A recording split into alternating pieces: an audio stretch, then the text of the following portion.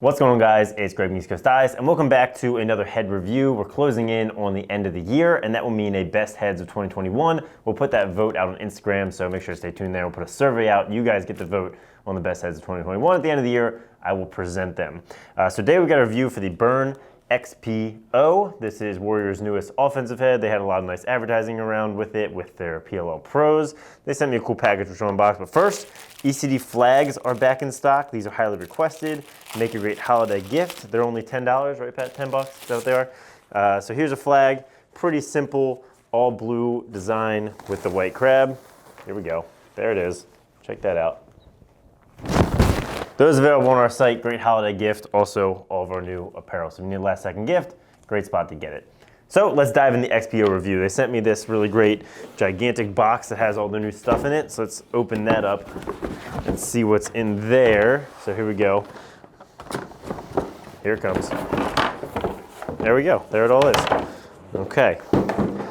So this is the XP-D. What we're talking about today is the XP/O. They sent me this cool natural color. Also got a piece of ISO warp mesh. There that is. Let us know in the comments if you want some content about this. We could share a little bit, string it up, share some pockets from the ISO warp, and then also their XP carbon shaft. But just today we're gonna focus on the head. All right, so like I said, newest offensive head. This is priced at $99.99, $100. Ongoing theme here you're gonna see, that's the new price for a standard high-end offensive head. And this is the natural color. Also, I've got the white here. I don't think the natural's out yet. I think that's a little advanced look. So the big thing here is extreme power, maximum power on shots, offensive outside shooter kind of head. And you can see that from the pros that use it. And the thing that they're focusing on is an ultra tight face shape. So this is just like the original Burns, pretty much as high of a pinch as you're gonna get on any head. So straight up through that 3-inch spec, and then an aggressive flare out to the scoop. That's gonna allow you to string a high pocket that has a lot of hold, basically, and really snap the ball out from that pinch and flare. They do say the bottom rail is designed for any pocket, and I do agree with that. It's sort of the same thickness all the way up, so you could string a high pocket or a low pocket. The only issue is when you have that high flare and you try and string a low pocket, they kind of fight against each other because the way you want to string that channel is going to connect to that pinch, and it does make it easier to string a high pocket. They got that standard Burn 2 struts and then one at the top, so 3 total strut look. This is a super light head, so I weighed this one in, the natural one, in at 4.75 ounces. That is extremely light, puts it up there with some of the lightest heads in lacrosse.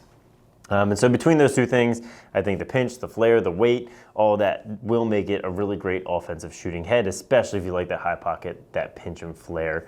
So now let's look at the stringing. 17 holes. Pretty good number, pretty decent. Not the highest, not the lowest, but they're nicely distributed, a nice size, and it's gonna get the job done. Here I've got one that I strung, so I did string this up for Miles Jones for him to play in Team USA with. The one thing I will note is I found that when stringing it, the head was just a little flimsy. That bottom rail is just a little loose, and so his channel is generally pretty tight. You can see it compacted the head down a little bit and then pulled those rails in a little bit, Pat. If you can see that flare. So it's a little too flimsy for the tighter channel that Miles uses generally. I think for an offensive player, that's not a huge deal. It does have what they call their Thermalock resin, so it might hold up okay in hot weather. But I did find that because these rails are so thin, because they did make it pretty light, it is a little flimsier, and you might have a little trouble with that if that's something you're pretty particular about. Overall, it feels relatively stiff. I think it was just the way that this is strung with a tight channel that pulled it in.